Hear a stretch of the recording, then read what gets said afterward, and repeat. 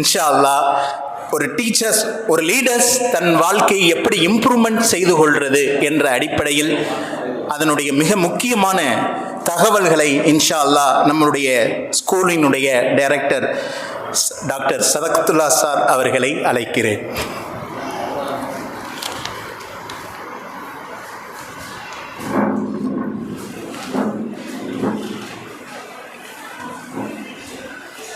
அஸ்ஸலாமு அலைக்கும் வரஹ்மத்துல்லாஹி தஆலா வபரகாத்துஹு. அஊது பில்லாஹி மினஷ் ஷைத்தானிர் ரஜீம். கண்ணியமிக்க பள்ளியினுடைய நிர்வாகிகளும்,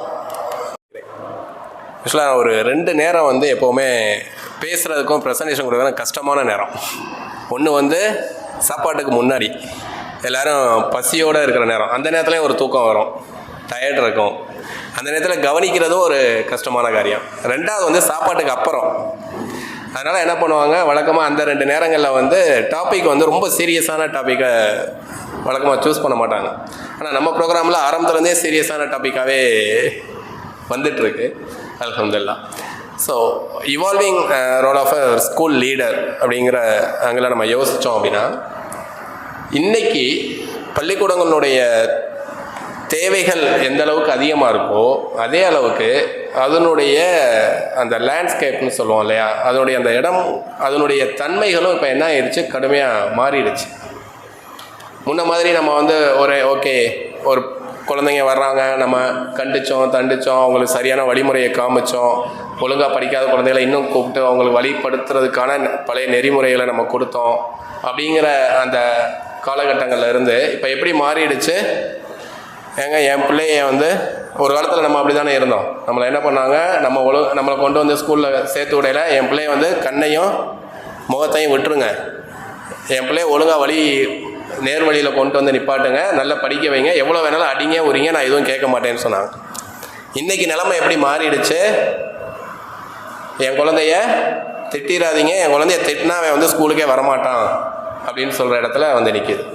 ஒரு காலத்தில் நம்ம மார்க்கு கம்மியாக வாங்கினோம்னா நம்ம பேரண்ட்ஸ் வந்து நம்மளை திட்டுவாங்க, ஏன்ப்பா இவ்வளோ மார்க் கம்மியாக வாங்கிட்ட அப்படின்னு கூப்பிட்டு நம்மளை திட்டுவாங்க. இன்றைக்கி எப்படி ஆயிடுச்சு, பேப்பரோட பிள்ளையும் கூட்டிகிட்டு வந்து டீச்சர் முன்னாடி என் பிள்ளை கம்மியாக வாங்கியிருக்கு, நீ என்ன சொல்லி கொடுத்த அப்படிங்கிற இடத்துல வந்து நிற்கிது இல்லையா. இது இல்லாமல் இன்றைக்கி ஸ்கூல்ஸ்க்கு பெரிய சேலஞ்ச் என்னென்னா, இன்றைக்கி உலகம் வந்து எவ்வளோ வேகமாக முன்னேறி போய்கிட்டு இருக்கு, ரைட். இந்த முன்னேற்றம் வந்து நமக்கு ஒரு பெரிய சேலஞ்சை கொடுக்குது. இன்றைக்கி மாடர்ன் வேர்ல்டு ஒரு நிறைய டிமாண்டை நம்ம கொண்டு வந்து வைக்கிது.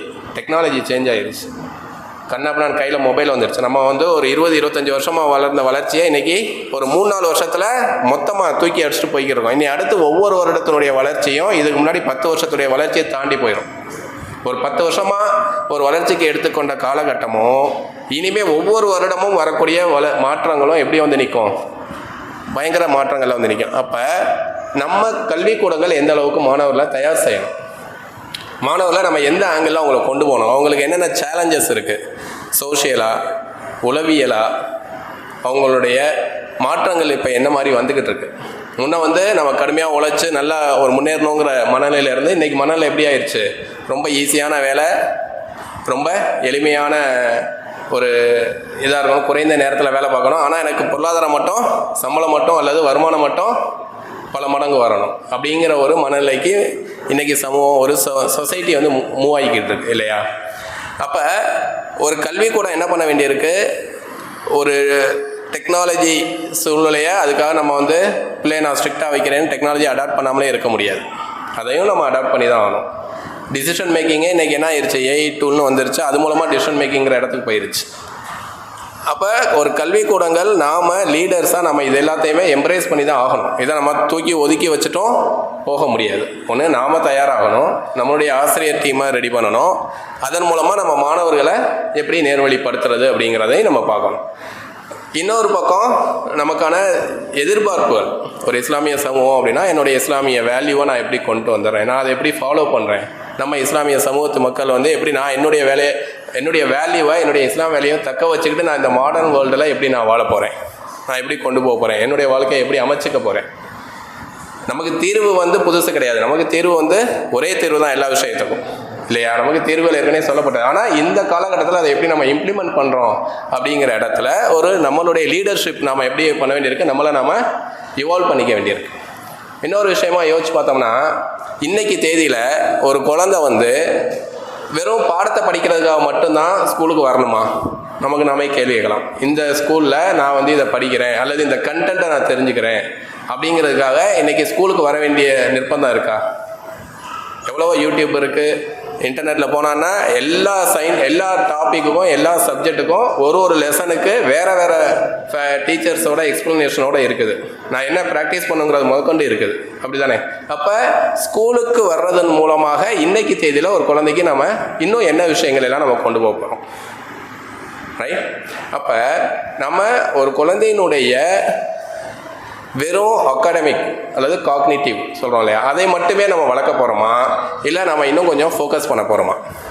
அப்போ இன்றைக்கி தேதியில் ஒரு பள்ளிக்கூடங்கள் எதெல்லாம் ஒரு குழந்தைக்கு நம்ம ஃபோக்கஸ் பண்ணோம்? பாடி, மைண்ட், சோல் அண்ட் ஹார்ட். இந்த 4 ஆஸ்பெக்ட்லேயுமே நம்ம என்ன பண்ணணும்? ஒரு குழந்தைக்கு நம்ம முழுமையான வழிமுறைகளை நம்ம ஏற்படுத்தி கொடுக்கணும். அதை நம்ம கொண்டு போகிறதுக்கு முதல்ல லீடர்ஷிப்பாக நம்மளை தயார்படுத்திக்கணும் இல்லையா? அப்போ இன்னைக்கு காலகட்டத்தில் குழந்தைங்க எப்படி பண்ணுறாங்க? டக்குன்னு முடிவு எடுக்கிறாங்க. எந்த அளவுக்கு முடிவு எடுக்கிறாங்க? நீ என்னை திட்டிட்ட, நான் இனிமேல் ஸ்கூலுக்கு வரமாட்டேன். நீ என்னை இது பண்ணிட்ட, அதனால் நான் மாடியிலேருந்து கீழே குதிச்சிருவேன். எவ்வளவோ குழந்தைங்க நம்ம பார்க்குறோம், கேட்குறோம் இல்லையா? அப்போ அவங்களுக்கு வெறும் புத்தக பாடங்கள் அப்படிங்கிறதையும் தாண்டி அந்த குழந்தைங்கள நம்ம என்ன பண்ண வேண்டியிருக்கு? பாடி, மைண்ட், சோல், ஹார்ட் எல்லா ஆங்கிள்லையுமே ஒரு ஹோலிஸ்டிக்காக நம்ம அவங்கள வந்து ஃபோக்கஸ் பண்ணி கொண்டு போக வேண்டியதாக இருக்குது. இப்போ இதை கொண்டு போகிறதுக்கு நமக்கு தீனியாத்தினுடைய பாடத்திட்டங்கள் நமக்கு வந்து ஒரு விதத்தில் இது. ஆனால் ஒரு லீடராக நான் எப்படி அதை உள்வாங்கிறதுன்னு ஒன்று இருக்குல்ல, முதல்ல நம்ம உள்வாங்கணும். இன்றைக்கி ஸ்கூல் நடத்துறதுக்கு வந்து அந்த ஸ்கூல் லீடர்ஸ், மேனேஜ்மெண்ட் இருக்காங்க இல்லையா, அவங்க பல விதத்தில் தன்னை தயார்படுத்தணும். ஏன்னா மற்றவங்களுக்கெல்லாம் வந்து யாராவது ஒருத்தருக்கு தான் பதில் சொல்லணும். ஸ்கூல் லீடர் யாரெல்லாம் இது பண்ணணும்? கவர்மெண்ட்டை ஃபேஸ் பண்ணணும், பேரண்ட்டை ஃபேஸ் பண்ணணும், டீச்சர்ஸை ஃபேஸ் பண்ணணும், ஸ்டூடெண்ட்டை ஃபேஸ் பண்ணணும். இவ்வளோவே அரவணைச்சு போகணும்னா அப்போ நான் என்னென்ன விஷயங்கள் எல்லாம் முதல்ல என்ன தயார்படுத்தணும், என்னென்ன விஷயங்களை நான் ஸ்டூடெண்ட்டாக தயார்படுத்தணும்னு நினைக்கிறேன். இதே 4 விஷயங்கள் ஸ்கூல் லீடரும் தன்னை என்ன பண்ணணும்? மெருகேற்ற ஆரம்பிக்கணும். அதன் மூலமாக நம்ம ஸ்டூடெண்ட்ஸை என்ன பண்ணணும்? ஓகே, இந்தந்த விஷயங்கள்லாம் நம்ம ஸ்டூடெண்ட்ஸ்க்கு ப்ரிப்பேர் பண்ணவும் செய்யணும், நம்ம ஆசிரியர்களையும் உருவாக்க வேணும் அப்படிங்கிற இடத்துக்கு நம்ம வருவோம். இப்போ உதாரணத்துக்கு நம்ம இதை எடுத்துக்கிறோமே, பாடி அப்படின்னு எடுத்துக்கிட்டோம் அப்படின்னா, முதல்ல ஃபஸ்ட்டு என்ன இருக்கணும்? ஒவ்வொரு மாணவரும் அல்லது நம்ம ஒவ்வொரு மனிதனுமே இறைவனுக்கு நன்றியுடையவனாக இருக்கணும். எதற்காக? நமக்கு இறைவன் ஆரோக்கியமான வாழ்வை தந்ததற்காக. ஏன்னா நமக்கு ஒவ்வொரு உடல் சார்ந்த விஷயங்களுக்கும் இறைவனுக்கு நன்றி செய்யக்கூடியவனாக இருக்கும். அப்போ நம்ம குழந்தைங்களுக்கு நம்ம என்ன பண்ணணும்? அதை உணர செய்யணும்.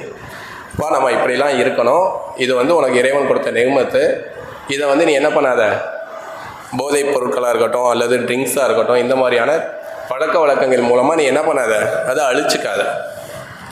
இதை நம்ம இஸ்லாத்தின் வழிமுறையிலையும் சொல்லிக் கொடுக்கணும். இன்னொன்று, சமூகம் சட்டம் சார்ந்த விஷயங்களையும் சொல்லிக் கொடுக்கணும். அப்போ இதிலெல்லாம் போனேன்னா சமூகம் உன்னை எப்படி அங்கீகரிக்கும், சட்டம் இது சார்ந்து உன்னை இது பண்ணும். ஒரு ட்ரக்கு வச்சிருந்தாலே உனக்கு இன்றைக்கி குற்றம் இருக்குப்பாங்கிறது சொல்கிற அதே நேரத்தில் இஸ்லாத்தினுடைய வழிமுறைகளில் நம்ம எப்படி நம்ம குழந்தைங்களை உருவாக்குறோம். ஆக முதல்ல அவனுக்கு வந்து என்ன சொல்லிக் கொடுக்க வேண்டியிருக்கு? எதெல்லாம் தவறுங்கிறதையும் சொல்லிக் கொடுக்க ஆரம்பிக்க வேண்டியிருக்கு. தற்கொலை இன்றைக்கி ரொம்ப ஈஸியாக நம்ம மாணவர்கள் மத்தியில் ரொம்ப ஈஸியாக நம்ம கேள்விப்படக்கூடிய ஒரு விஷயமா இருக்குது. எப்போ ஒரு 10வது 12வது படிக்கிற மாணவர்களுக்கு இடையில் வன்முறையில் ஈடுபடுறது. அப்போ உடல் சார்ந்த ஒரு விழிப்புணர்வை நம்ம மாணவர்களுக்கு கொண்டு போய் நம்ம கொடுக்க வேண்டியது. சாப்பிட்ற சாப்பாடு, அவனுடைய சாப்பாடு வந்து ஹலாலான சாப்பாடாக சாப்பிட்றியா? அப்போ அந்த இதுக்கு நீ இறைவனுக்கு எப்படி நன்றி சொல்லக்கூடியவனாக இருக்க, ரைட்? அதே மாதிரி பேலன்ஸ் ஃபுட்டாக நான் எடுக்கிறேன்னா, என்னுடைய உணவு வந்து பேலன்ஸ் ஃபுட்டாக இருக்குது. அப்போ நம்ம ஸ்கூல்லே நம்ம என்ன பண்ணலாம்? நிறைய ஸ்கூலில் பண்ணுறாங்க. நம்ம ஸ்கூல்லே நம்ம என்ன பண்ணலாம்? குழந்தைங்களுக்கு வீக்லி ஸ்கெடியூல் போட்டு கொடுக்கலாம். இந்தந்த ஸ்கெடியூலில் என்கரேஜ் பண்ணி நீங்கள் ஒரு நாள் காய்கறி கொண்டு வாங்க, ஒரு நாள் கீரை வகைகள் கொண்டு வாங்க, ஒரு நாள் பயிர் வகைகள் கொண்டு வாங்க, இந்த மாதிரியான, அல்லது ஒரு நாள் ஃபிஷ், அந்த மாதிரி என்ன நம்ம வந்து ஒரு ஆரோக்கியமான பேலன்ஸ் ஃபுட்டை கொண்டு போகிறதுக்கு கல்வி மட்டும் இல்லாமல் அந்த பழக்க வழக்கத்தை ஏற்படுத்தக்கூடிய இடத்துக்கு போகணும். அப்போ ஒரு லீடராக நமக்கு இவ்வளோ நாலேஜையும் நம்ம என்ன பண்ணணும்? கேதர் பண்ண ஆரம்பிக்கணும். அதை நம்ம என்ஷூர் பண்ணுறோமாங்கிறதையும் கொண்டு வரணும். அப்போ நம்ம ஸ்கூலில் என்ன ஸ்கெடியூல் கொடுக்குறோம்? இப்போ நம்ம ஸ்கூல்லலாம் என்ன பண்ணுறோம் அப்படின்னா, நாங்கள் ஸ்நாக்ஸுக்கே ஸ்கெடியூல் கொடுக்குறோம். நீங்கள் வந்து இன்றைக்கி வந்து பயிரோயல் கொடுத்து விடுங்க, இன்றைக்கி கடலை மிட்டாய் அந்த மாதிரி ஐட்டங்கள் கொடுத்து விடுங்க, நீங்கள் இதெல்லாம் செய்யாதீங்கன்னு சொல்கிறோம். இது இந்த பேக்கெட் ஐட்டங்கள் இதெல்லாம் கொடுத்து விடாதீங்க அப்படின்னு சொல்கிறோம். அப்போ ஒரு ஸ்கூல் லீடராக நம்ம என்ன பண்ணோம், இது மாதிரி இதெல்லாம் சின்ன சின்ன விஷயம் நம்ம நினைக்கிறோம். பட் இதுதான் கொஞ்சம் கொஞ்சமாக மாணவர்களுக்கு என்ன பண்ணுதும், உடல் மீதும் உடல் ஆரோக்கியத்தின் மீதும் ஒருவித ஈர்ப்பையும் அவங்களுக்கு ஒரு அவேர்னஸையும் நம்ம அதில் கிரியேட் பண்ணி கொண்டு போகணும். முக்கியமாக குழந்தைங்களுக்கு ஹலாலுடைய விஷயத்த சொல்லல நம்ம இன்னும் சொல்ல வேண்டியிருக்கு, நீ வெளியில் போனால் எப்படி சாப்பிடணும், நீ எதை எப்படி தேர்ந்தெடுக்கணும், எங்கே போய் என்ன சாப்பிடணுங்கிறது வரைக்குமான விழிப்புணர்வை நம்ம மாணவர்களுக்கு சொல்லிக் கொடுக்க வேண்டியதாக இருக்குது. அதே மாதிரி ஹெல்த்து, இன்றைக்கி வந்து நம்ம சமூகத்தில் பெரும்பாலும் எக்ஸசைஸ் பண்ணுறது அப்படிங்கிற ஒரு பழக்கம் வந்து இன்னும் அதிகமாக வரல. கொஞ்சம் கொஞ்சம் அவேர்னஸ் இருக்குது. பட் ஆனால் மாணவர்கள் மத்தியில் பெரிய இது இல்லை. அப்போ பள்ளிக்கூடங்களை நம்ம எப்படி நம்மளுடைய ஸ்கூலோட அகாடமிக் இம்பார்ட்டன்ஸ் கொடுக்குறோமோ அதே மாதிரி ஹெல்த்து சார்ந்த ப்ரோக்ராமுக்கு நம்ம எப்படி இம்பார்ட்டன்ஸ் கொடுக்குறோம் அப்படிங்கிறதையும் யோசிக்கணும். இப்போ சிபிஎஸ்சி ஸ்கூல்லலாம் என்ன பண்ணுறாங்க, ஸ்போர்ட்ஸ் இன்டெகிரேட்டட் எஜுகேஷன் சொல்லிகிட்டே இருக்கும். நம்ம ஸ்கூல்லையும் அது மாதிரி இன்டெகிரேட் பண்ணுறோம். அதாவது மேத்தமேட்டிக்ஸை ஸ்போர்ட்ஸ் மூலமாகவே சொல்லிக் கொடுக்குறது, சின்ன சின்ன போட்டிகள் வைக்கிறது, அந்த போட்டிகள் மூலமாக மேக்ஸ் வைக்கிறது. நம்ம ரிலே ரேஸ்னு வைப்போம். அந்த ரிலே ரேஸை நாங்கள் என்ன பண்ணுவோம், ஒரு மேக்ஸ் இது பண்ணுவோம். இங்கேருந்து ஒருத்தன் ஓடி போகணும், ஒரு மேக்ஸ் ஃபார்முலா வாங்க உட்காந்து டீமாக முடிக்கணும். முடிச்சுட்டு மறுபடியும் நம்ம அந்த கை மாற்றி இது பண்ணுவோம் இல்லையா, ரிலே ரேஸ் ஓடையில் கையில் ஒரு கம்பு வச்சுருப்போம், அல்லது ஸ்டிக் இது வச்சுட்டு அதை போய் என்ன பண்ணுவோம், இன்னொரு இடத்துக்கு போயில அதை மாற்றிக்கிறோம் இல்லையா. அதே இடத்துல நம்ம என்ன பண்ணுறோம், நீ போய் அங்கே நின்று அந்த ஸ்டிக்கை மாற்றுறதுக்கு பதிலாக அங்கே நின்று ஒரு மேக்ஸ் கொஸ்டின் இருக்கும், அதை நீ சால்வ் பண்ணணும். பண்ணிவிட்டு மறுபடியும் வேகமாக ஓடி போய் அடுத்த 80 மீட்டர் ட்ராவல் பண்ணணும். ஸோ இந்த மாதிரியான ஒரு கிரியேட்டிவாக யோசிக்கக்கூடிய லீடர் டீமாக நம்ம வந்து மாறணும் இல்லையா. அப்போ நான் என்னோட ஸ்கூலில் நான் என்ன மாதிரியான ப்ரோக்ராம்லாம் இது பண்ணுறேன், ஸோ தட் ஸ்டூடெண்ட்ஸுக்கு நான் ஹெல்த் அவேர்னஸை நான் கொண்டு வர்றேன். அதுக்கான காம்படிஷன்ஸ் நிறையா முடிஞ்சால் நம்ம பள்ளிகளுக்கு இடையிலான காம்படிஷனில் அதிகமாக குழந்தைங்களை கலந்துக்க வைக்கிறது, இது மாதிரியான விஷயம். அடுத்து ரெண்டாவது மைண்டில் நம்ம எப்போவுமே என்ன பண்ணுறோம், அகாடமிக் அந்த காக்னேட்டிவ்க்கு வந்து சொல்லிக் கொடுக்குறோம். அதில் நம்ம ஒன்லி மதிப்பெண்கள் மட்டும் வாங்க சொல்லிக் கொடுக்குறோமா, இல்லை உண்மையிலே அவனை ஒரு இன்டெலெக்சுவல் பெர்சனாக நம்ம அந்த அவனோட இன்டெலெக்சுவல் கெப்பாசிட்டியை இன்க்ரீஸ் பண்ணுற மாதிரியான ப்ரோக்ராமாக வச்சுருக்கோமா. ஸோ அதுவும் நமக்கு ஒரு முக்கியமான ஏரியா. இன்னொன்று, அவனை படிக்க அவனுக்கு என்ன வேணும், ஒரு பீஸ் ஆஃப் மைண்ட் வேணும் இல்லையா. அதை எப்படி நம்ம கொண்டு வர்றது, ஒரு பீஸ் ஆஃப் மைண்டை ஸ்டூடெண்ட்டுக்கு கொண்டு வர்றதுக்கு என்ன வேணும். இப்போ நம்ம என்ன நினைக்கிறோம், நேரடியாக உட்காந்து படி, கொஞ்சம் நேரம் உட்காந்து இருந்தால் போதும், அப்புறம் படிக்க ஆரம்பிச்சிடும்னு சொன்னாங்க. ஆனால் அதுக்கு முன்னாடி நமக்கு என்ன தேவை, எனக்கு ஃபஸ்ட்டு பாசிட்டிவ் மைண்ட் செட் வேணும். எல்லா விஷயத்தையுமே நான் பாசிட்டிவாக நினைக்கக்கூடிய ஒரு மைண்ட் செட்டை நம்ம குழந்தைங்களுக்கு கொண்டு வரணும். முதல்ல லீடர்ஸாக நமக்கு அது வேணும். தவக்கல் தல்லா அப்படிங்கிற ஒரு உறுதியான இடத்துல நம்ம வந்து நம்மளை பொசிஷன் பண்ணணும் இல்லையா. நம்மளுடைய சிந்தனை மட்டும் பாசிட்டிவாக இருந்தால் பார்த்தாது, அதை நோக்கி தான் நம்மளுடைய செயல்பாடுகளுமே இருக்கும். ஏன்னா ஸ்கூல் லீடர்ஸ்க்கு இன்றைக்கி சந்திக்கிற பிரச்சனைகள் வந்து கொஞ்சம் நஞ்சம் இல்லை. அதையெல்லாம் நம்ம தாண்டி வரணும்னா நமக்கு முழுக்க என்ன வேணும், positive mind set and positive thoughts ரொம்ப ஒரு முக்கியமான விஷயம். இன்னொன்று, குழந்தைங்களுக்கு நம்ம சொல்லிக் கொடுக்க வேண்டிய ஒரு விஷயம், பாவங்கள்லேருந்து தன்னை எப்படி பாதுகாத்துக்கிறது, ஒவ்வொரு விஷயத்துலையும் தன்னை எப்படி பாதுகாத்துக்கிறது, நான் அதுக்கு என்ன ஸ்டெப் எடுக்கணும், அதை முதல்ல ஸ்கூல் லீடராக நாம் என்ன பண்ணோம், இப்படிலாம் நாங்கள் பண்ணுறோம்ப்பா, நீங்கள் இந்த மாதிரிலாம் ட்ரை பண்ணுங்கள். குழந்தைங்கிட்ட நம்ம சொல்லணும், நீ எந்த விஷயத்தில் நண்பர்களோட சேர்ந்து போகலாம், எந்த விஷயத்தில் நீங்கள் நண்பர்களோட சேர்ந்து போக வேண்டாம் அப்படிங்கிற இடத்துக்கும் நம்ம பிளான் பண்ண ஆரம்பிக்கும். மூணாவதான ஏரியா ஹார்ட், ரைட். இதில் நம்ம குழந்தைங்களை வந்து எந்த அளவுக்கு மற்றவங்களோட இணக்கமாக வாழ வைக்கிறோம். ஸோ இஸ்லாம் நமக்கு என்ன சொல்லுது, ஒவ்வொரு மனிதனும் தான் கூட எப்படி இருக்கான், தன் குடும்பத்தோடு எப்படி இருக்கான், தன்னுடைய பக்கத்து வீட்டுக்காரனோட எப்படி இருக்கான், தன் சார்ந்த ஊரில் மற்ற மக்களோட எப்படி இருக்கான் இல்லையா. ஸோ அப்போ தான் எந்த அளவுக்கு ஒவ்வொருத்தருடையும் தான் இணைந்து வாழணுங்கிறதுலேருந்து ஆரம்பித்து எப்படி நான் வந்து ஒவ்வொரு விஷயத்தையும் அணுகிறேன், ஒவ்வொரு விஷயத்துலையும் நான் எப்படி அதை வந்து ஃபேஸ் பண்ண போகிறேன் அப்படிங்கிற இடத்துல குழந்தைக்கு சொல்லிக் கொடுக்குற அதே வேளையில் நம்ம ஒரு லீடராக நம்ம முதல்ல என்ன உள்வாங்கணும், குழந்தைங்களுடைய பிரச்சனைகளை நான் எப்படி அணுகிறேன். ஒரு குழந்தை வந்து ஏதோ ஒரு தவறு செஞ்சிருச்சு, ஐயோ இப்படி செஞ்சிருச்சா அப்படி செஞ்சிருச்சான்னு நம்ம யோசிக்க போகிறோமா, இல்லை அந்த குழந்தையின் மீது இறக்கப்பட்டு இந்த குழந்தையை நம்ம எப்படி நல்வழிப்படுத்தணும் அப்படிங்கிறதுக்கு நான் என்ன பண்ண போகிறேன் அப்படின்னு நம்ம யோசிக்க போகிறோமா. இந்த ரெண்டு இடத்துல தான் ஒரு நல்ல லீடராக நம்மளை கொண்டு வந்து ஸ்கூலில் நம்மளை நிப்பாட்டும் இல்லையா. அப்போ நான் என்ன மாதிரியான முன்மாதிரியாக எடுக்க ஆரம்பிக்கிறேங்கிறத வச்சு தான் என்னுடைய குழந்தைகளை நம்மளுடைய மாணவர்களை நான் வழிப்படுத்த முடியும் அப்படிங்கிற இடத்துக்கும் நம்ம கொண்டு வரணும். ஸோ ஒரு ஸ்கூல் லீடராக 2 விஷயம். ஒன்று, என்னோடய ஸ்டூடெண்ட்டை நான் எப்படி கொண்டு போகணும், எங்கள் mind, heart, soul and physics, body, இந்த 4லையும் நான் எப்படி கொண்டு போகணும், அப்போ நான் எப்படி இருக்கணும், இந்த 4லையும் நான் எப்படி என்ன தயார் செய்து கொள்ள வேண்டும் அப்படிங்கிற இடத்துல இருக்கும்.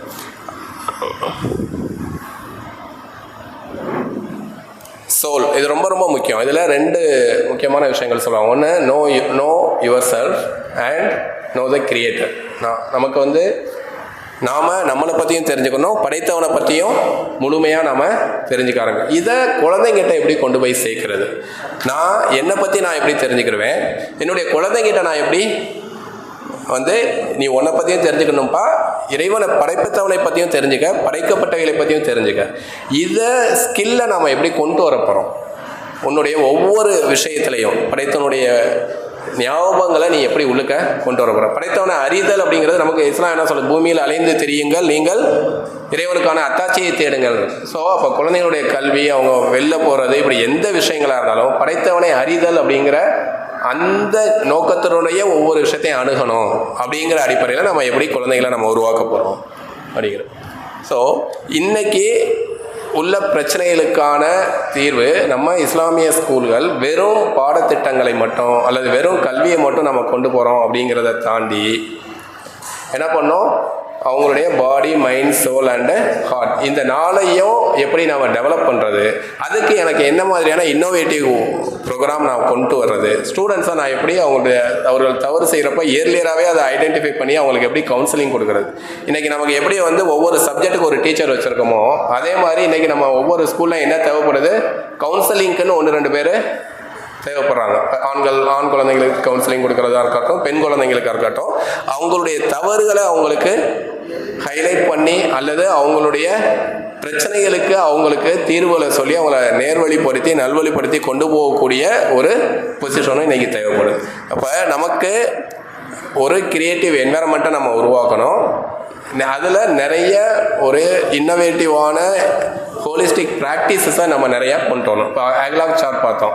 அக்லாக் சார்ட் மூலமாக நம்ம என்ன பண்ணுறோம், ஒரு குழந்தையினுடைய கேரக்டரை நம்ம பில்ட் பண்ண பார்க்குறோம். அக்லாக் சார்ட்டு நம்ம தீனியாத்தினுடைய ஏற்கனவே மௌலானா அவங்கெல்லாம் எக்ஸ்பிளைன் பண்ணல, அக்லாக் சார்ட்டினுடைய பயன்களை எக்ஸ்பிளைன் பண்ணாங்க.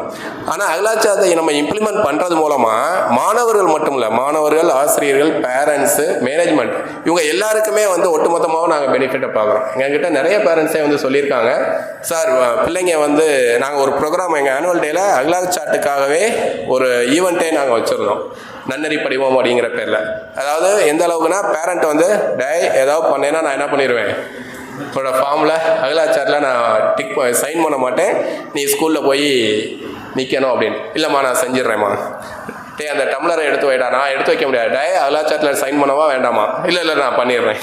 ஸோ இது மாதிரி நம்ம இன்னோவேட்டிவாக நிறைய இம்ப்ளிமெண்ட் பண்ணுறதன் மூலமாக குழந்தைங்கிட்ட ஹோலிஸ்டிக் டெவலப்மெண்ட் சொல்கிறோம் இல்லையா, எல்லா ஸ்கூலும் ஹோலிஸ்டிக் டெவலப்மெண்ட் சொல்கிறாங்க. ஆனால் நம்மளுடைய பள்ளிகளில் ஹோலிஸ்டிக் டெவலப்மெண்ட் அப்படிங்கிறது அகாடமிக் இது மட்டும் இல்லாமல் அவங்களுடைய பாடி, மைண்ட், சோல் அண்ட் ஹார்ட், இதனுடைய மொத்த வெல்னஸையும் மொத்த டெவலப்மெண்ட்டையும் நம்ம கன்சிடர் பண்ணி அதற்கான சொல்யூஷன்ஸை நம்ம இம்ப்ளிமெண்ட் பண்ணுறது மூலமாகவும் நம்ம லீடர்ஷிப் அதுக்கு நாம் தயார்படுத்திக்கிறது மூலமாகவும் இன்ஷா அல்லாஹ் நாம் நினைக்கிற நல்ல ஒரு சமூகத்தை நம்ம இன்ஷா அல்லாஹ் உருவாக்க முடியும்.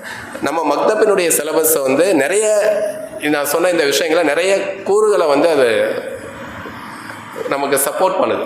இதனுடைய நிறைய பாடத்திட்டங்கள் மூலமாகவும் செயல் திட்டங்கள் மூலமாகவும் நம்மளால் இந்த விஷயங்களை நம்ம அச்சீவ் பண்ணவும் முடியுது. இன்ஷா அல்லாஹ் அதை நாங்கள் எங்களுடைய பள்ளிகளே நாங்கள் பார்க்குறோம். இன்ஷா அல்லாஹ் இன்னும் வர்ற ஆண்டுகளில் இன்னும் நிறைய மாற்றங்களை நம்ம உருவாக்க முடியும்னு நம்புகிறோம். இன்ஷா அல்லாஹ் நம்ம எல்லாம் சேர்ந்து ஒரு முயற்சிகள் பண்ணலாம். அதே மாதிரி இப்போது நம்ம இன்றைக்கி ப்ரோக்ராமில் பார்த்தோம்னா நம்ம 2-3 மாவட்டங்கள்லேருந்து வந்திருக்கோம். இப்போ நம்ம பள்ளிகளுக்கு இடையில் என்ன பண்ணலாம், ஒரு ஒருங்கிணைப்பை உருவாக்கலாம். ஸோ மௌலானா அவங்க டைமே. ஸோ இப்போ சிவகங்கை, மதுரை, தேனி, திண்டுக்கல், இப்போ இந்த 4 மாவட்டங்களில் உள்ள கிட்டத்தட்ட 48 பள்ளிகள் இருக்குது. இந்த 48 பள்ளிகளுக்குள்ளே இன்ஷா அல்லாஹ் ஒரு ஒருங்கிணைப்பை உருவாக்கி இதன் மூலமாக முதல்ல நமக்குள்ள பிஃபோர் நம்ம வந்து ஆல் இந்தியா லெவலில் போகிறது, தமிழ்நாடு லெவலில் போகிறதுங்கிறத விட முதல்ல இந்த 2-3 மாவட்டங்களுக்குள்ளே நமக்குள்ளே உள்ள இஸ்லாமிய பள்ளியெல்லாம் ஒருங்கிணைந்து நம்ம எப்படி ஓவராலாக குழந்தைகளை நம்ம உருவாக்கலாம், இன்னும் சிறப்பான குழந்தைகளை உருவாக்கலாம், ஒன்றிணைந்து நமக்குள்ள சின்ன போட்டிகள் வைத்துக் கொள்றதுலேருந்து ஆரம்பித்து இதன் மூலமாக நம்ம வந்து ஒரு நல்ல டெவலப்மெண்ட்டையும் நம்ம கொண்டு வர முடியும். இன்ஷா அல்லாஹ் அதற்கான முயற்சிகளையும் இன்ஷா அல்லாஹ் மௌலானா அது கொஞ்சம் முயற்சிகள் எடுத்தாலும் உதவியாக இருக்கும். இன்ஷா அல்லாஹ் நம்ம எதை பேசுகிறோமோ எதை கேட்டோமே அல்லாஹ் தஆலா அதனை வந்து நமக்கு செயல்படுத்தி அதன் மூலமாக நமக்கும் நம் குழந்தைகளுக்கும் நம்மளுடைய ஒட்டுமொத்த சமூகத்திற்கும் ஒரு மிகப்பெரிய வளர்ச்சியையும் தந்து இன்ஷா அல்லாஹ் நம்ம அனைவரையும் ஈருலக வெற்றிலும் நம்மளை வெற்றியடை செய்ய வேண்டும் என்று வேண்டியவனாக நிறைவு செய்கிறேன். அஸ்ஸலாமு அலைக்கும் வரஹ்மத்துல்லாஹி வபரகாத்துஹு. எங்கெல்லாம் குர்ஆன் ஆயத்தும் ஹதீஸ்கள் வந்துருச்சோ அங்கெல்லாம் கம்பல்சரி எவிடன்ஸ் வந்துடும். ஆசிரியருடைய கவனத்திற்குன்னு சொல்லி ஒரு தலைப்பு இருக்கும், அதற்கு கீழே ஒரு ஹதீஸ் வந்தாலும் ஒரு ஆயத்து வந்தாலும் அங்கே அந்த எவிடன்ஸ் பார்க்க முடியும். இப்படியாக புத்தகத்தில் அந்த புத்தகத்தில் எங்கெல்லாம் குர்ஆன் ஆயத்து ஹதீஸ்களை பதிவு செய்யப்படுதோ அங்கெல்லாம் கண்டிப்பாக அவசியமாக அது எவிடன்ஸ் கொடுக்கப்பட்டிருக்கும்.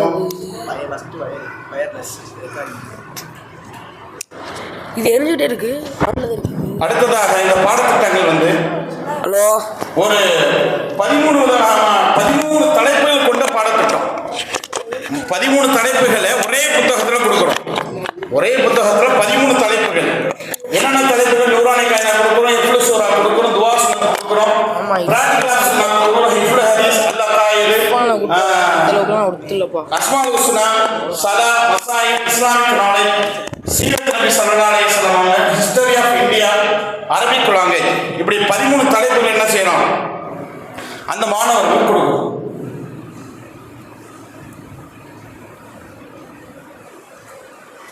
இந்த 13 தலைப்புகளையுமே ஸ்கூலை பொறுத்தளவுக்கு 3 டைம்ஸ் இருக்கும். அந்த 3 பருவ காலங்களில் எப்படி நம்ம கொடுக்கணும் அப்படின்றதையும் லெசன் பிளானும் சேர்த்து கொடுத்துட்றோம்.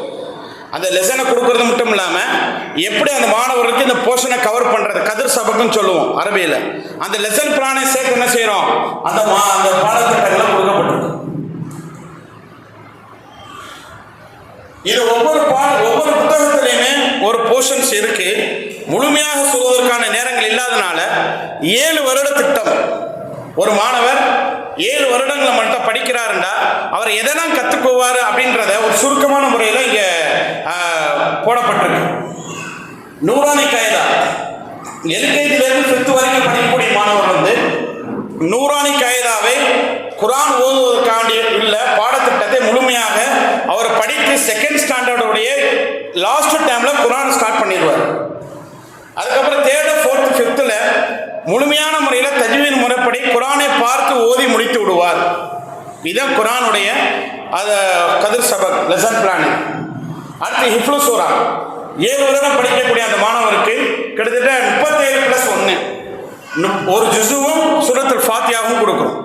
ஒரு ஜுஸு முக்கம்மலாக 7 வருடம் படிக்கிறாரு அப்படின்னா முஸ்லீம் மேனேஜ்மெண்ட் ஸ்கூலில் பிள்ளைகளை சேர்க்கறதுக்கான பெரிய நோக்கம் என்னென்னா அவங்களுக்கு குர்ஆனையும் சேர்ந்து முழுமையாக கொடுத்தா நல்லா இருக்கும், என் பிள்ளைகளை ஹாஃபிலாக ஆக்கணும் அப்படின்ற ஒரு கனவோடு சேர்க்குறாங்க.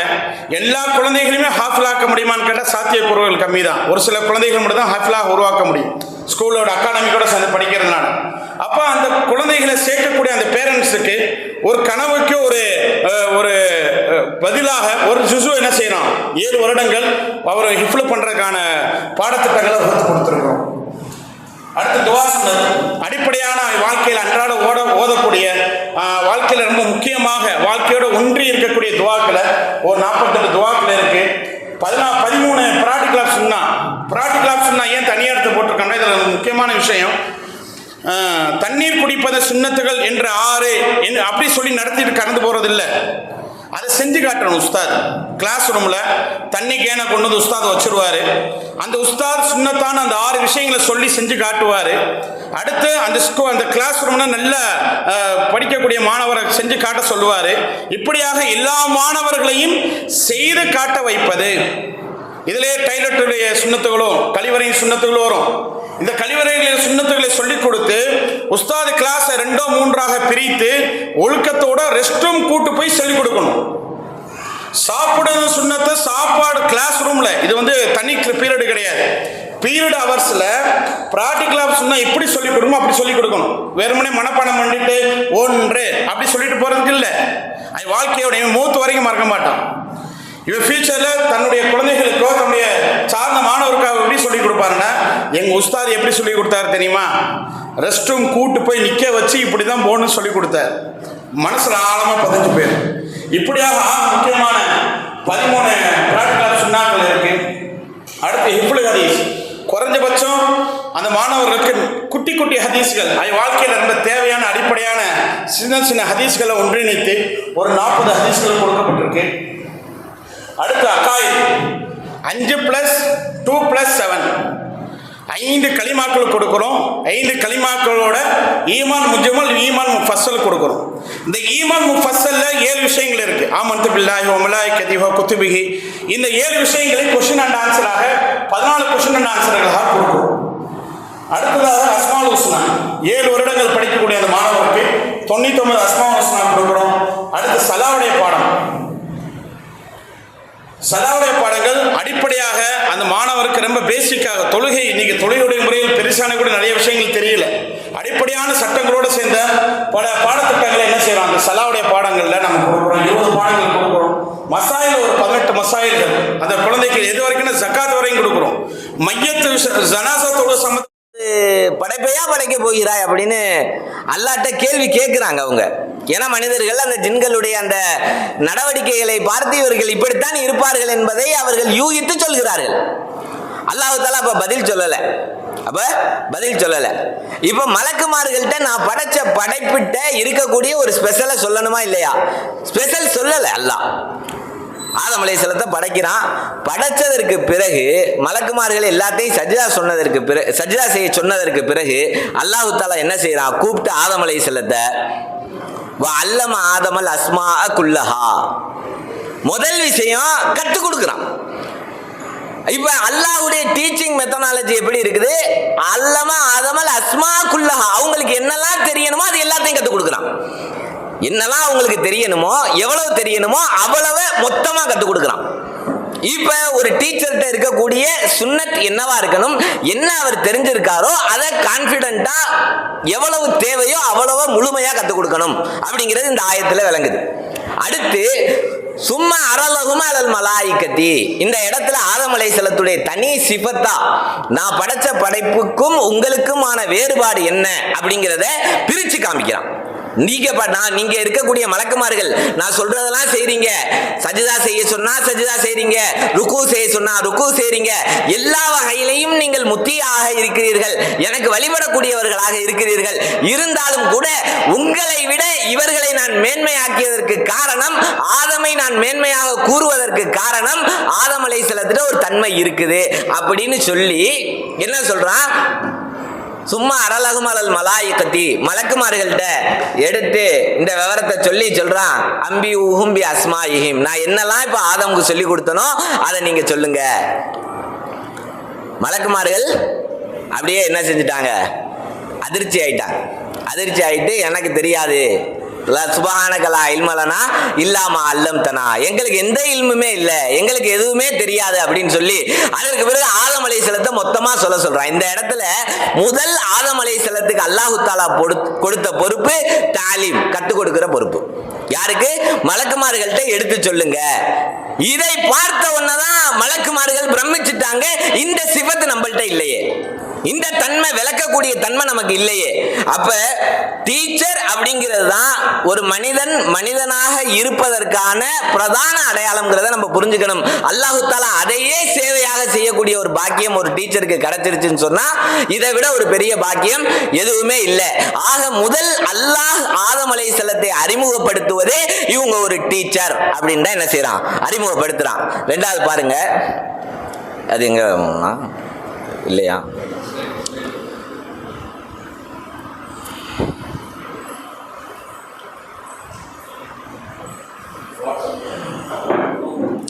அல்ஹம்துலில்லாஹ். அப்போ ஒரு டீச்சருக்கு இருக்கக்கூடிய அடிப்படை தன்மை முதல் விஷயம் என்ன வரலையோ,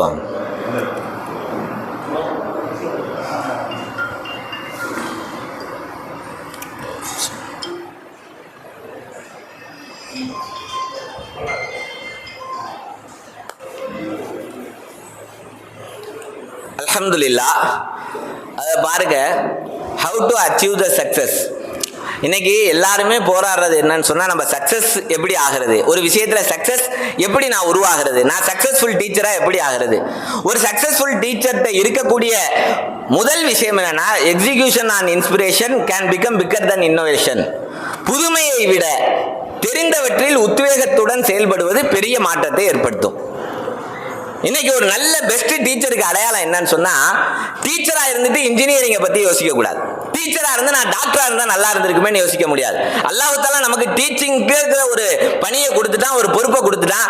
இப்ப புதுசா எதையாவது நான் யோசிச்சு புதிய இடத்துக்கு போகணும்னு நினைக்கிறத விட தனக்கு என்ன தெரிஞ்சிருக்கோ அதை உத்வேகத்துடன் செயல்படுத்தக்கூடிய சமயத்திலே மிகப்பெரிய மாற்றம் என்ன செய்யும், உண்டாகும்.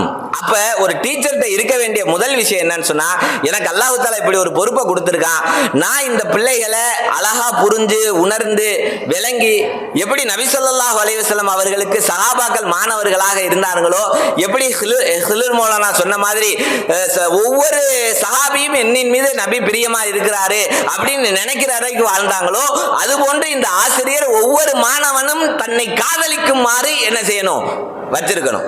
அதுதான் முதல் விஷயம், டீச்சர்கிட்ட இருக்கக்கூடிய விஷயம். அடுத்து வாங்க பாருங்க, இதுல 3 வார்த்தை எழுதியிருக்கு. ஒன்னு இருக்கு சான்ஸ், இன்னொன்னு இருக்கு சாய்ஸ், இன்னொன்னு ஆப்பர்ச்சுனிட்டி. இது 3க்குமே கிட்டத்தட்ட ஒரே அர்த்தம் தான், 3க்குமே வாய்ப்பு.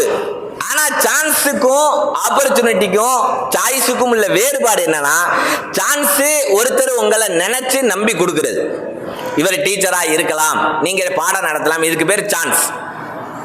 ஆப்பர்ச்சுனிட்டி என்னன்னா, பொதுவா ரஹ்மான் ஸ்கூல்ல இருந்து என்ன செய்யுது, இங்கே வந்து ஒரு 10 டீச்சர் தேவை, 10 சார் தேவை அப்படின்னு சொல்லி ஆப்பர்ச்சுனிட்டியா போடுறது, அதை பார்த்து யாராவது வர்றது. ஆனா சான்ஸ் கிடைச்சவங்களும் சரி, ஆப்பர்ச்சுனிட்டியா வந்தவங்களும் சரி, எப்பவுமே என்ன செய்ய முடியாது, ஒரு சக்சஸான இடத்துக்கு போகவே முடியாது. இதுல நடுவுல இருக்கு பாருங்க சாய்ஸ். யாரு சாய்ஸா ஒரு வேலையை தேர்ந்தெடுத்து செய்கிறாரோ, நான் இதை சக்சஸ் ஆக்கியே தீருவேன், இதை வளர்த்தே தீருவேன், இந்த இடத்துல நான் ஜெயிச்சே தீருவேன். ஏன்னா ஒவ்வொரு மனிதனுடைய வாழ்க்கையிலையும் ஜெயிச்சதுக்கு பின்னாடி ஒரு அடிப்படை காரணம். நீங்க எவ்வளவு பெரிய கோடீஸ்வரரா ஆனவரா இருக்கட்டும், அல்லது எவ்வளவு பெரிய அந்தஸ்துல உயர்ந்தவரா இருக்கட்டும், அவர்கிட்ட போய் நம்ம கேட்டோம்னு சொன்னா அவங்க சொல்லக்கூடிய முதல் வார்த்தை, நான் இதை தேர்ந்தெடுத்து செய்தேன். முதல் வார்த்தை அவங்க என்ன சொல்லுவாங்க, இதை நான் தேர்ந்தெடுத்தேன். அவங்க அந்த தேர்ந்தெடுத்ததுனால இது எனக்கு நான் செலக்ட் பண்ணிட்டேன், அதனால இதுக்காக வேண்டி நான் எந்த எல்லைக்கு வேணாலும் போகுவேன், என்ன வேணாலும் செய்வேன்னு நினைச்சு இறங்கும் போதுதான் அவன் வெற்றியை நோக்கி என்ன செய்ய முடியும், நகர முடியும். ஆக சான்ஸா கிடைக்கிறதுலயோ ஆப்பர்ச்சுனிட்டியா கிடைக்கிறதுலயோ உங்களுடைய சக்சஸ் கிடையாது. ஒரு டீச்சர் இதை எப்படி எடுக்கணும், என்னுடைய சாய்ஸா எடுக்கணும், இதுல நான் சக்சஸ் ஆகியே தீருவேன். அருமையான தாய்மார்களே, சகோதரிகளே, இன்னைக்கு நிறைய பேர் என்ன செய்யறாங்க, காசுக்கு பின்னாடி ஓடுறாங்க, காசுக்கு பின்னாடி ஓடுறாங்க. ஆனா எழுதி வச்சுக்கோங்க, காசுக்கு பின்னாடி ஓடுறவங்களுக்கு காசு கிடைக்கவே கிடையாது, காசு கிடைக்கவே கிடைக்காது. காசுக்கு பின்னாடி ஓடுறவங்களுக்கு காசு, நீங்க உங்களுடைய டேலண்ட்டுக்கு பின்னாடி எப்போ ஓட ஆரம்பிக்கிறீங்களோ காசு உங்களுக்கு பின்னாடி ஓடி ஆரம்பிச்சிடும். நீங்க 8000 ரூபாய் சம்பளம் வாங்குறீங்க, தப்பு இல்லை. ஆனா உங்களுடைய வேலை 80,000 ரூபாய்க்கு இருக்குதா, அந்த 80,000 ரூபாயில அல்லாஹ் தஆலா போய் உட்கார வைப்பான். உங்களுடைய வேலை 1.5 லட்சம் ரூபாய்க்கு இருக்குதா, அல்லாஹ் தஆலா அந்த 1.5 லட்சம் ரூபாய்க்கு கொண்டு போய் அமர வச்சே தீர்வான். நீங்கள் என்ன எஃபர்ட் கொடுக்குறீங்களோ, என்ன வெளிப்படுத்துறீங்களோ, அந்த இடத்துல உட்கார வைக்கிறது அல்லாஹ்வுடைய பொறுப்பு, அந்த இடத்துல அமர வைக்கிறது அல்லாஹ்வுடைய பொறுப்பு. இதை நான் பல பேருடைய வாழ்க்கைகளை பார்த்திருக்கேன். இதுக்கு நான் ஒரு சிம்பிளான ஒரு உதாரணம் சொல்லலாம். லட்சுமி செராமிக்ஸ் அப்படின்னு சொல்லி இன்னைக்கு எல்லா இடத்துலையுமே இருக்கு, நம்ம கேள்விப்பட்டிருக்கோம். முத அவர் ஆரம்பிக்கக்கூடிய சமயத்தில் 10க்கு 10 ரூம்ல தான் ஆரம்பிச்சாங்க, 10க்கு 10 ரூம்ல தான் ரொம்ப சின்ன கடையா ஆரம்பிச்சாங்க. அவர் சக்சஸ் ஆனதுக்கு காரணம் என்னன்னு அவர்கிட்ட பேட்டி கேட்கும் போது அவங்க சொன்னாங்க, நான் டெய்லி 1 மணி நேரம் வாக்கிங் போவேன். வாக்கிங் போகக்கூடிய சமயத்தில் நான் எந்த எல்லைக்கு போறேனோ அது வரைக்கும் பல கேள்விகளை என் மனதுக்குள் உருவாக்குவேன். திருப்பி ரிட்டர்ன் வரும்போது பல பதில நான் பேசுவேன். இன்னைக்கு என்னுடைய வருட டர்ன் ஓவர் 10,000 கோடி. அப்ப எப்படி இந்த சக்சஸ்க்கு வந்தாங்க? முதல் விஷயம், நான் என்னுடைய பணத்துக்கு பின்னால் நான் ஓடவில்லை. நான் ஓடியதெல்லாம் என்னுடைய திறமைக்கு பின்னால், என்னுடைய அறிவுக்கு பின்னால், என்னுடைய முயற்சிக்கு பின்னால். யார் அதை நோக்கி ஓடுகிறார்களோ அவர்கள் சாய்ஸாக எடுத்தவர்கள் தான் செய்ய முடியும். அப்படி சாய்ஸா எடுத்து ஒரு டீச்சர் போயிட்டாங்கன்னு சொன்னா, நான் சொல்றேன், நீங்க இந்த இடத்துல நியத்தை வச்சுக்கோங்க, இது போன்று பிரம்மாண்டமான பல ஸ்கூலை நடத்தக்கூடிய ஒரு இடத்துக்கு அல்லாஹ் தஆலா உங்களை மௌத்துக்குள்ள என்ன செய்வான், உட்கார வைப்பான். அப்போ முதல் விஷயம் நம்ம சாய்ஸாக எடுத்து சரி அடுத்து வாங்க கொஞ்சம் வேகமாக பாருங்க. 4 ரோடு இருக்கு. Beautiful road, desert road, forest road, river road. இந்த 4 ரோடில் எந்த ரோட்டில் போகிறதுக்கு விரும்புவீங்க? Beautiful road. எல்லாமே பியூட்டிஃபுல் ரோடு. ஏன் போகிறீங்க?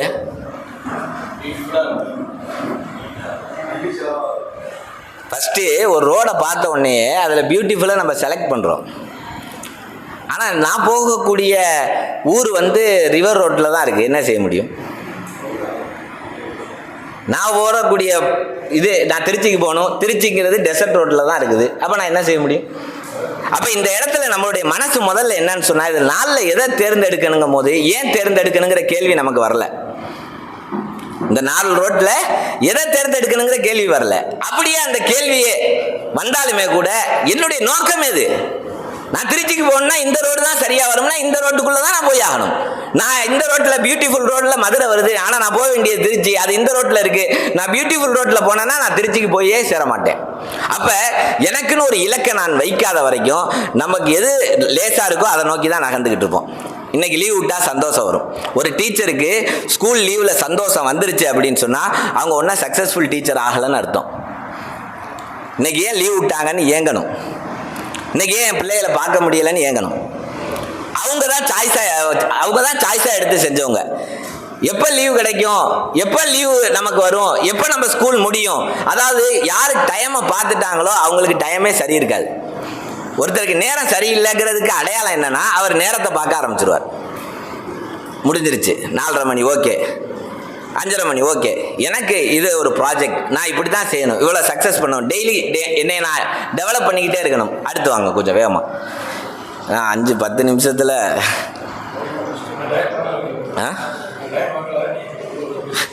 அது வந்துடலாம் பாருங்க. சான்ஸுக்கு விளக்கம் சொல்லிட்டேன், நான் கொஞ்சம் வேகமாகவே போயிடும். சான்ஸுக்கு சொல்லிட்டேன், சாய்ஸ்னா என்ன அதையும் சொல்லிட்டேன், ஆப்பர்ச்சுனிட்டினா என்ன அதையும் சொல்லிட்டேன்.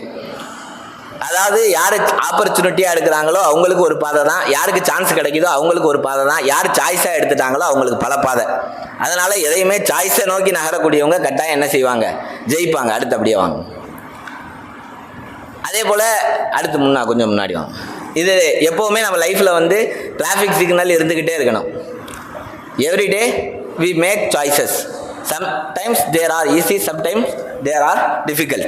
சில சமயம் நல்லாவும் இருக்கும், சில சமயம் நல்லாவும் இருக்காது. ஆனால் டெய்லி நான் என்ன செய்யணும்? நில் கவனி செல். இதை நான் எடுக்கலாமா, செய்யலாமா, செஞ்சால் சக்ஸஸ் பண்ணிடலாமா, அதை யோசித்து சக்ஸஸ் பண்ணியே தீரணுங்கிற எண்ணம். அடுத்து வாங்க பாருங்க. இதுலேயே 2 வார்த்தை இருக்குது. ஒன்று இருக்குது டெவலப்மெண்ட், இன்னொன்று இருக்குது growth. ஆனால் இது ரெண்டுக்குமே ஒரே அர்த்தம் தான், வளர்ச்சி. ஆனால் ரெண்டுக்கும் பெரிய வித்தியாசம் இருக்குது. டெவலப்மெண்ட்டுக்கும் growthக்கும் என்ன இருக்குது? பெரிய வித்தியாசம் இருக்குது. டெவலப்மெண்ட் growth அது growth நடந்துக்கிட்டே இருக்கும். இப்போ நான் 40 வயசு ஆகிறதுக்கு என்ன செய்யணும்? 40 வயசு ஆகிறதுக்கு என்ன செய்யணும்? உயிரோடு இருக்கணும், சும்மா இருக்கணும். உயிரோடு இருக்கணும், சும்மா இருக்கணும், அது வளரும். இதை பெருமையாகவும் சொல்ல முடியாது. 2019 எனக்கு 28 வயசு தான் இருந்துச்சு. ஆனால் இன்றைக்கி அல்லாஹ்வுடைய கிருபையில் நான் 33 வயசு ஆகிட்டேன் 2025 அப்படின்னு நான் சொன்னேன்னா என்ன ஒரு மாதிரி மண்டையில் அடிபடு அப்படித்தான் நினைப்போம். இது வளர்ச்சி இல்லை, வயது ஆகிறது காலம் கடை. அப்போ growthங்கிறது டெய்லி நடந்துக்கிட்டே இருக்கும். நம்மளுடைய லைஃப்பில் நம்மளுடைய முயற்சி இல்லாமல் ஏதாவது ஒன்று கிடச்சிக்கிட்டே இருக்கும். அது படித்தவராக இருக்கட்டும், படிக்காதவராக இருக்கட்டும், ஏதாவது ஒன்று புதுசாக கற்றுக்கிட்டே இருப்போம். இது வந்து சூழ்நிலைகள், சந்தர்ப்பங்கள் நமக்கு கற்றுக் கொடுக்கலாம். ஆனால் இது அல்ல நம்முடைய டெவலப். என்னுடைய தனிப்பட்ட முயற்சினால நான் என்ன டெவலப் பண்ணிட்டேன்? இன்னைக்கு நான் ஒரு மேக்ஸ் நடத்துகிறேன், அல்லது ஒரு சயின்ஸ் நடத்துகிறேன், அல்லது ஒரு அரபிக் நடத்துகிறேன். ஆனால் இதுக்குள்ள இதை சார்ந்த என்ன விஷயத்தை நான் எக்ஸ்ட்ரா கற்றுக்கிட்டேன்? ஒன்றும் இல்லை, ஒரே ஒரு ஹதீஸ் நான் நடத்துகிறோம். ஒரு ஆலிமாக்கள் இருக்கீங்க, ஒன்றும் இல்லை, ஒரு பிஸ்மில்லா என்று சொல்லி சாப்பிடணும்னு படிக்கிறோம். இந்த பிஸ்மில்லான்னு சொன்ன அந்த புக்கில் அப்படியே நடத்துகிறோமா, இல்லை இந்த பிஸ்மில்லாங்கிற ஹதீஸ் எந்த கிதாபில் வந்திருக்கு? திருமிதியில் வந்திருக்கா? அப்துல்லா இப்னு மசூத் அறிவிச்சிருக்காங்களா? அப்துல்லா இப்னு மசூத்னா யார்? அவங்களுடைய கேரக்டர் என்ன?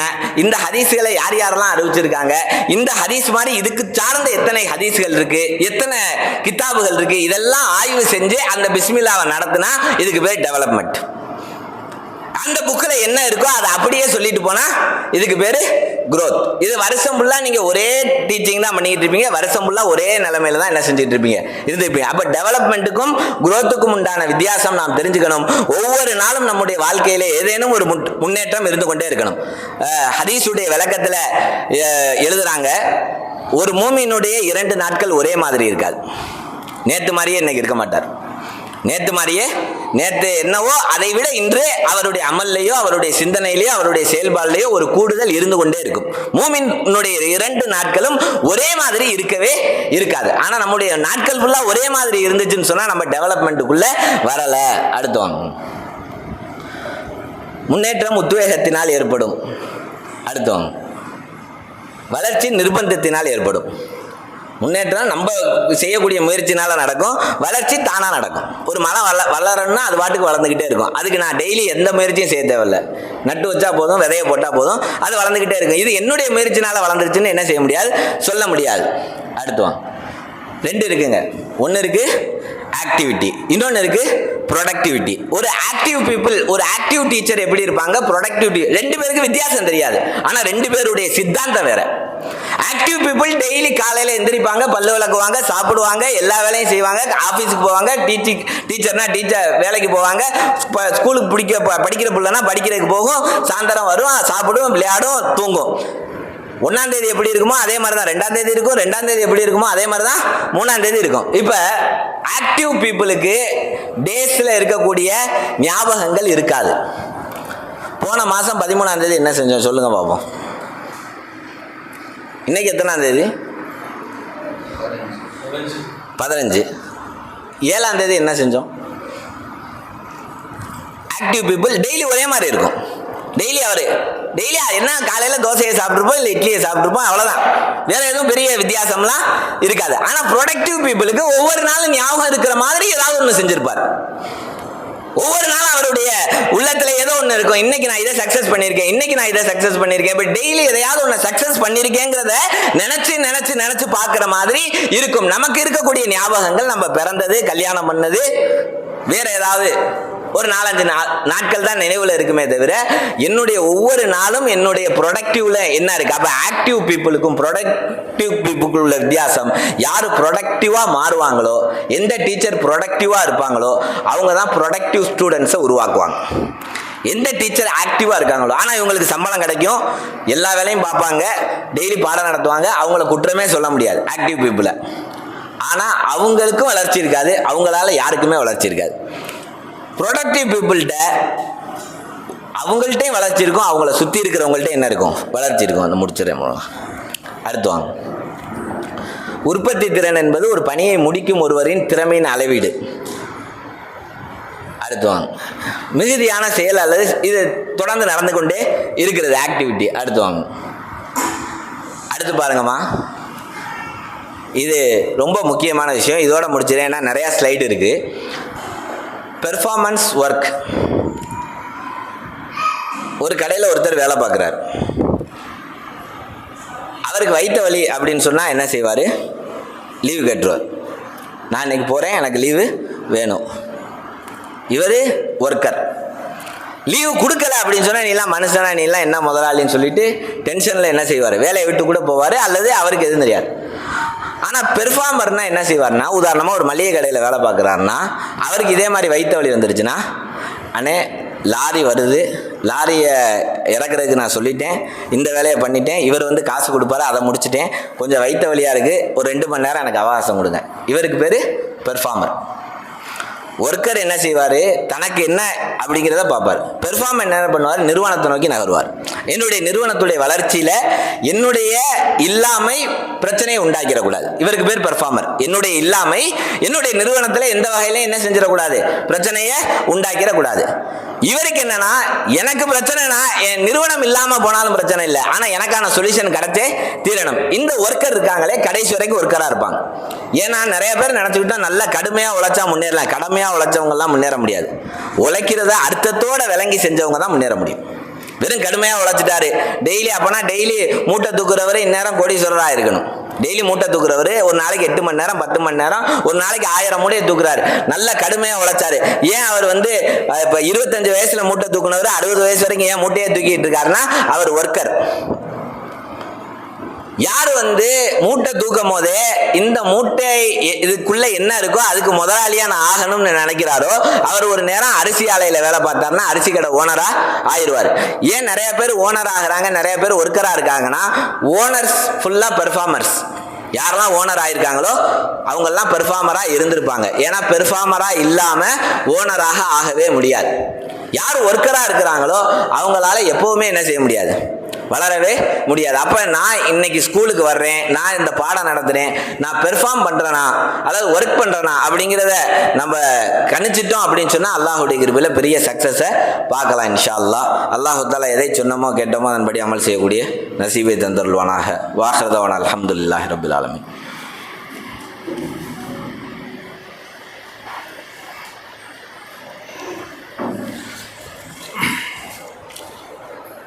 அல்ஹம்துலில்லாஹ். மௌலானா அவர்களுடைய உரையிலிருந்து நிறைய விஷயங்கள் பதிவு செய்யப்பட்டிருக்கிறது. மனிதன் மலக்குகளை விட மிக சிறந்தவனாக மாறியதற்குரிய மிக முக்கியமான காரணம் அத்தாலீம், கல்வியை பிறருக்கு கற்றுக் கொடுப்பதினால்தான்.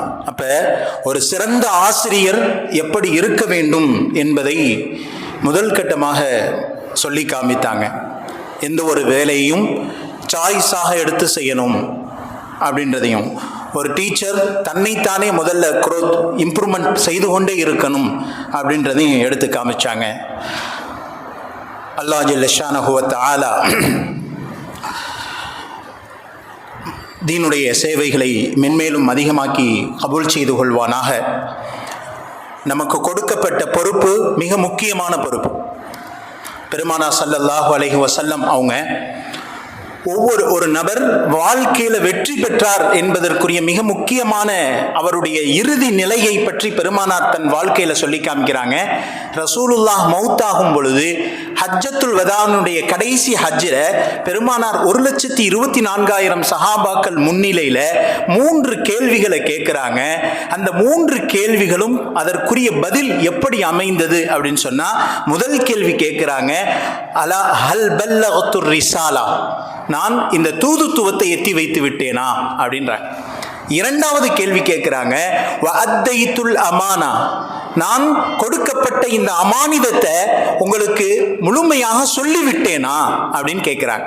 மூன்றாவது கேள்வி கேட்கிறாங்க, வனஸஹ்தல் உம்மா, நான் இந்த உம்மத்திற்கு நலவு நாடக்கூடியவனாக வந்திருக்கிறேனா அப்படின்னு கேட்கிறாங்க. அப்ப இந்த மிக முக்கியமான 3 கேள்வி ரசூலுல்லாஹ்வினுடைய உம்மத்தாக நபிமார்களுடைய வாரிசாக இருக்கக்கூடிய நாம் இந்த 3 கேள்வியையும் தன் வாழ்க்கையில எடுத்து அமல் செய்யறதுக்கு முயற்சி செய்யறது. ஏன்னா நைலுல் அவுத்தார் அப்படின்ற கிதாபினுடைய ஆசிரியர் பதிவு செய்கிறார், இந்த கேள்வி கேட்ட பிறகு ரசூலுல்லாஹ் கொஞ்ச காலத்துல மௌத் ஆயிட்டாங்க, வஃபாத் ஆயிட்டாங்க. அந்த வஃபாத் நபியோர்களுடைய ஜனாசா வைக்கப்பட்டு இருக்கிறது. அந்த இடத்துல நேரடியாக சஹாபாக்கள்னால ஜனாசா தொழ முடியல. சுமார் 37,000 சஹாபாக்கள் அந்த ஜனாசாவில கலந்து கொண்டாங்க. அந்த ஜனாசாவில ஹஜ்ரத் அபூபக்கர் சித்திக் ரலியல்லாஹு அன்ஹு, உமர் பின் ஹத்தாப் ரலியல்லாஹு அன்ஹு, உஸ்மான் பின் அஃபான் ரலியல்லாஹு அன்ஹு போன்ற பெரும் பெரும் சஹாபாக்கள் ஜனாசா தொழுகும் பொழுது என்ன வார்த்தையை ஓதி துவா செய்தாங்க அப்படின்றத இந்த நைலுல் அவுத்தாருடைய ஆசிரியர் பதிவு செய்கிறாரு. எந்த கேள்வியை ஹஜ்ஜத்துல் வதால பெருமானார் கேட்டார்களோ, நான் தூதுத்துவத்தை எத்தி வைத்து விட்டேனா அப்படின்னு கேட்டாங்க பார்த்தீங்களா, இந்த துஆவை ஹஸரத் அபூபக்கர் சித்திக் ரலியல்லாஹு அன்ஹு தொழுகையில நின்று ஓதுறாங்களாம். பல்லகத்தர் ரிசாலத்தை யா ரசூலல்லாஹ், நீங்க உங்களுடைய தூதுத்துவத்தை முழுமையாக எற்றி வைத்து விட்டீங்க. வஅத்தைத்தல் அமானா, நீங்க உங்களுக்கு கொடுக்கப்பட்ட அமானிதத்தை மிக முக்கியமாக நிறைவேற்றி விட்டீர்கள். வனஸஹ்தல் உம்மா, நீங்க உம்மத்திற்கு நலவை நாடிவிட்டீங்க யா ரசூலல்லாஹ் என்பதாக மிக முக்கியமான ரோல் மாடலாக இருக்கக்கூடிய இந்த 3 விஷயத்தை பெருமானார் ஸல்லல்லாஹு அலைஹி வஸல்லம் அவங்க பதிவு செய்திருக்கிறாங்க. நாம ஒவ்வொரு நபர்களும் இந்த 3 ரோல் மாடலை அமைத்துக் கொள்வது மிக முக்கியமான பொறுப்பாக இருக்கிறது.